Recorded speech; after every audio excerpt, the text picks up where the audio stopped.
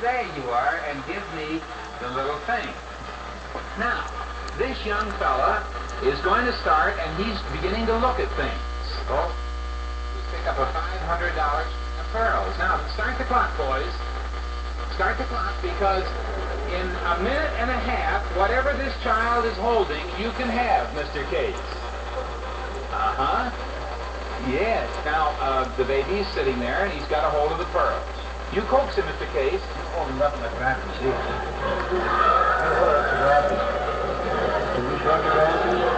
He's just sitting there. Come on.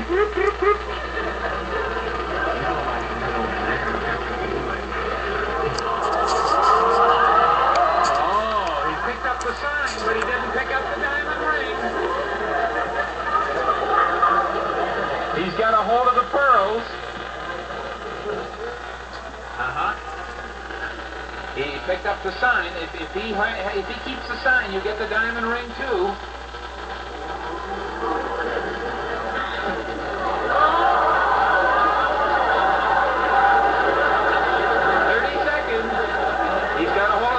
Come on, honey. Boop, boop. Hello. 20 seconds, and he's got a hold of the pearls. 10 seconds. And Grandpa is really talking to him. Hello. 5 seconds.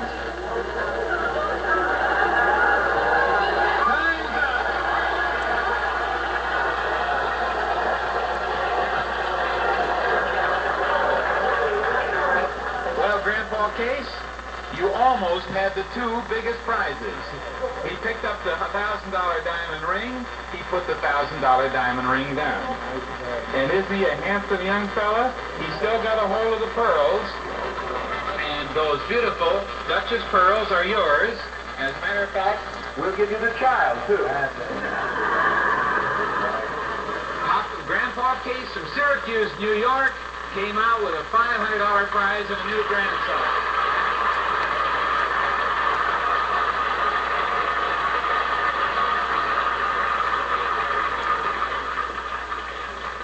You know, people are funny. Two people look at the same thing, and they see entirely different things.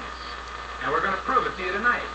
Let's bring in the young man first, who is our special guest. I say special because he was picked as a volunteer last week when we did the show. How do you do, sir? I do, Mr. McClure. Your name is? Jack Schmidt. How old are you, Jack? 24. You volunteered when I asked for what kind of people? A young married couple who had a car older than 5 years. That is correct. Now, we had to pick you last week because we wanted you to get your car down. This is it, isn't it? Yes, it is. This car is about what vintage? 1947. 47, uh-huh. Well, that's older than 5 years. Now, we also asked you to get the blue book on this car.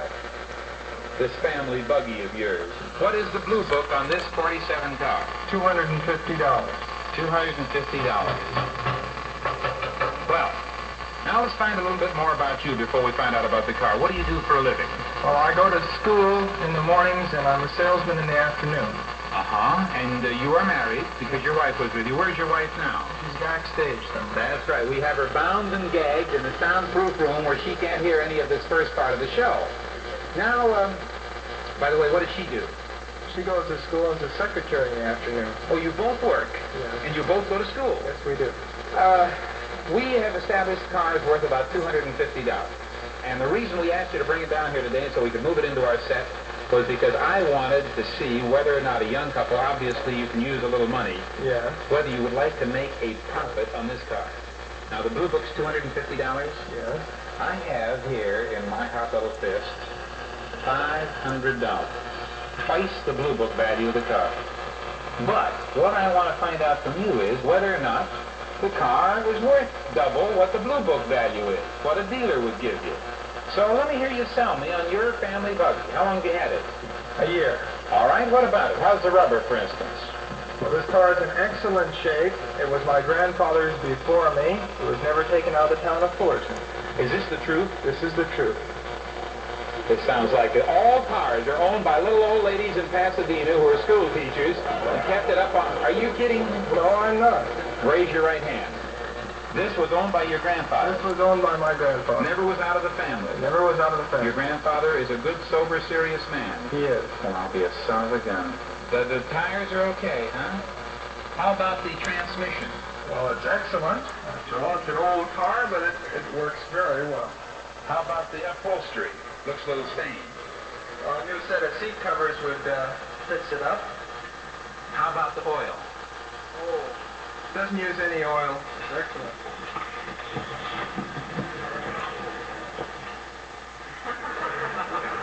What's that pool doing down there? What is the pool doing on our stage? Knowing your show, you probably... No, we didn't. Does it use oil? Just a little occasionally. Just a little oil. Well, it sounds like a pretty good job. Paint job's pretty good. Body's in pretty good shape. Here's the $500. You have done a good job of selling me your car. Just something occurred to me. Is this your car? Yes, it is. No, yours. Well, it's ours. Aha. This is a community property stage. Your wife owns half of this car? Yes. All right. Before you agree to sell this car to me for $500, shouldn't we consult her? I suppose. All right. That's all I want. Is your wife an honest woman? I believe You so. trust her? You have nothing to worry. Stand aside. Bring in the wife. We'll find out what happens around here. It's their car, and he sold it to me for $500. Now, before she gets out here, every time she knocks it, I'm going to knock $100 off the price. Every time I say it's too bad, off goes $100. And you did sell it to me. All right. We'll wait. She's coming from the dungeons. We keep her down where Jack Benny has his money all locked up. We'll see. Hello, how do you do? Would you come over here, please? You are Mrs. Elizabeth Schmidt. And Mrs. Schmitz, we've just been talking to your husband about this car which you were asked to bring down here. Huh? Well, now, Mrs. Schmitz, you know this program. Fine. Yes. And you know perfectly good and well that on this program we give away new houses and sometimes we give away new cars. Oh. But we asked you to bring this car down to see whether or not you needed a new car. Now, this car looks to be in pretty good shape. Isn't it? Well, I don't know whether you really need a new car. well, I tell you, the tires aren't too good, really. Oh, that's too bad. They don't have any tread on them. I mean, there's one of them that has tread on it. One tire has tread, but the other three don't have much tread. No, that's right. How about the oil? Well, it's awful expensive to run. I mean, it takes a lot of oil, and we're always having to pay money to the gas station after oil. That's too bad. An oil, fixing up those oil things sometimes costs $100. To get a thing fixed up. How about the paint? Well, the paint's all right, but well, it really has a couple of dents in the back fenders. Did you see them? No. Oh, that's too bad.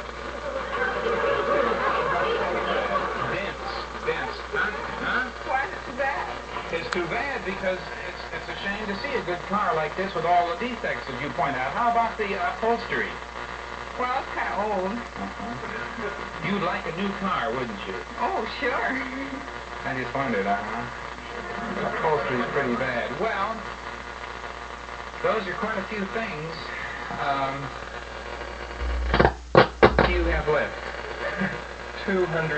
Mrs. Schmitz, turn around. You see what your husband's holding? I bought this car from him for $500, and every time you said something bad about it, we took $100 away. How could we? We were taking your word for it. That wasn't fair.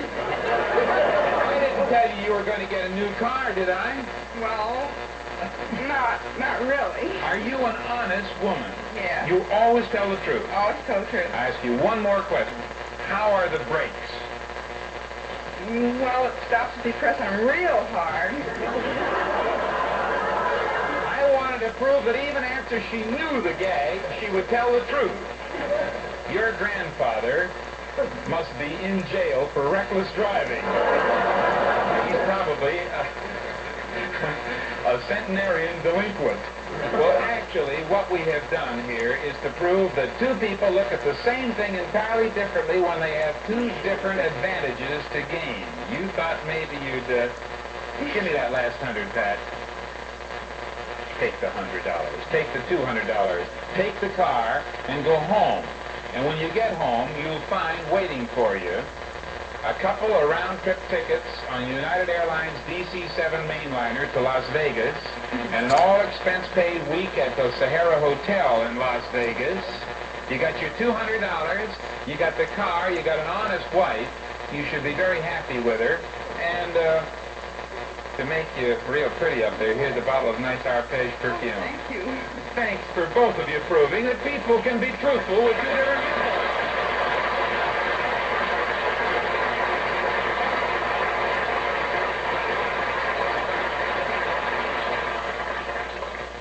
At the beginning of the show, we sent out two contestants out of our audience dressed as bride and groom to have a treasure hunt for people. Someone old, someone new, someone borrowed, and someone blue. The first one back to the studio with both of his people wins a beautiful television set. So let's bring out the bride first. A pretty little girl dressed up especially in our bridal veil. And your name again is? Jean Parker. Yes, you're a girl from a little town in Montana. That's right. Did you have fun tonight? Oh, boy.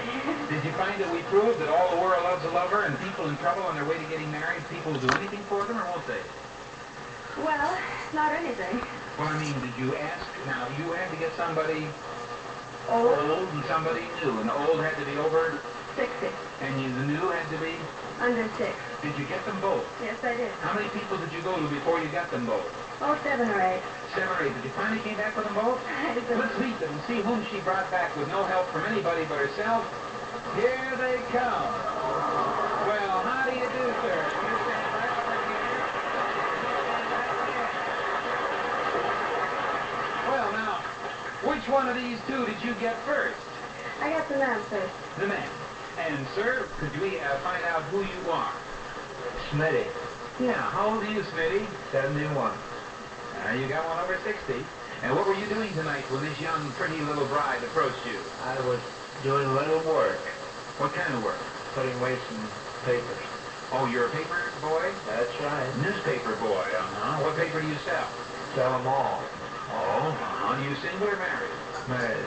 You're married now. What did she say to you when she walked up to you? She said she'd like to have a witness. She's going to get paid. A witness. And you said you'd be glad to come along. I said I'd be glad to go along with it.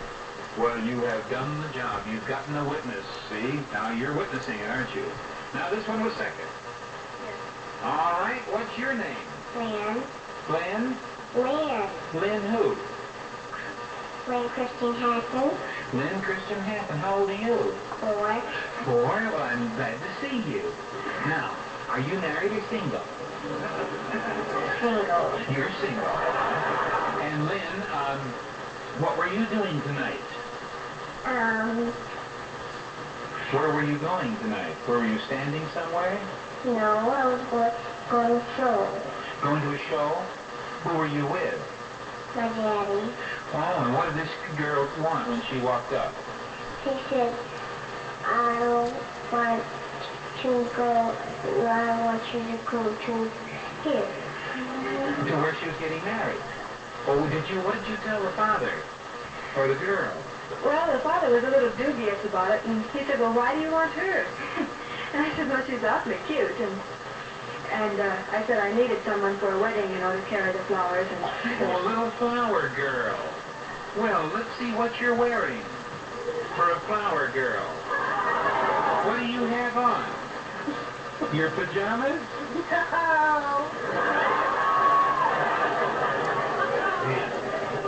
What do you have on? A suit. A suit. Look at the zipper down the front. Oh, boy. Well, you did it. You got them both. Now, if you folks will just step back here about 2 feet, and if you move over, we'll bring out the groom and see how he did. Out on the streets of Hollywood with no help, working separately. Your name again, sir? Warren Schultz. You were to pretend that you were on your way to a wedding and you were to get somebody borrowed and somebody blue. That's right. Did you go to many people? Well, not too many, about 5, 6 people. And if they knew you were going to a wedding, they'd do anything for you. They were very helpful. Let's meet the two people that he brought back. A few people will just stand right here next to me, up in close here. Which one is borrowed? The young lady. Hello, who are you? Terry Edwards. What do you do, Terry? I work at American Electronics. American Electronics. And what do you do over there? I'm the lead lady. A lead lady. Well, you certainly did borrow a beautiful girl. How did you borrow her? Did she belong to somebody? Well, it looked like she belonged to somebody. Why? Well, she was sitting with them and they were eating In a restaurant. in a restaurant. Your husband? No, my fiancé. What did you say? Well, I told him that I was getting married and I asked him to help me out, that we needed some witnesses. And we wanted another girl, and if he didn't mind, would she oblige and come with me? And leave him there? Well, he wouldn't quite go for that. Oh, he came along. What, were you in the middle of the meal? Just finishing. Just finishing, and he accepted, your fiancé agreed to let you be borrowed if he came along. Yes. Well, you did it. You did it. Where's your fiancé right now? Back. Back there. Oh, he's the fellow with the gun. And you, sir, would you come a little closer and tell us who you are? It's Morris Kahn. He's the fellow that's supposed to be melancholy or blue. Why did you pick him? Well, he started off being melancholy. You look sad. Let me see you look blue. His jacket was blue, His jacket's blue. shirt's blue, trousers are blue. So, in other words, you were taking no chance. Something borrowed, something blue in color, and you're not a melancholy fellow, are you? Well, sometimes, yeah. You are. Your disposition is blue. Yeah. You poor fellow. He doesn't look it now, does he? Not at all. You almost laughed your way out of a prize for him, you know. Well, ladies and gentlemen, apparently these two people competed very successfully in that they both brought back someone borrowed, someone blue, someone old, and someone new. Mr. Urban Atkins, would you give me a report, please, on who was back first? The lady was back first. About how much time? Oh, quite a bit of time, 7 or 8 minutes. 7 or 8 minutes. Well, you get the consolation prize, and what a prize it is. A beautiful third-dimensional stereo realist camera and a viewer. This is worth several $100s, and you get some beautiful third-dimensional pictures out of it. Excellent, all right. You get the first prize. I'll tell you about in a second. Each of these 3 grown-ups will get a Lucien Picard wristwatch, a beautiful one for taking time out from your meal and from your melancholy and from your newspaper to come back here. And young lady, how would you like to have a nice new bicycle of your size? Would you? And you'll be the flower girl at the wedding. Say something. Thank you. Goodbye, and, you're welcome. And you, my pretty little miss, you get a 21-inch Stromberg Carlson television set. There's nothing finer than a Stromberg Carlson. Compliments of people are fine. Goodbye, and good luck to all of you. Ladies and gentlemen, next week, the little man who isn't there makes it tough for the little man who is there. Listen in and find out what I mean. Good night, everybody. This program was transcribed from Hollywood.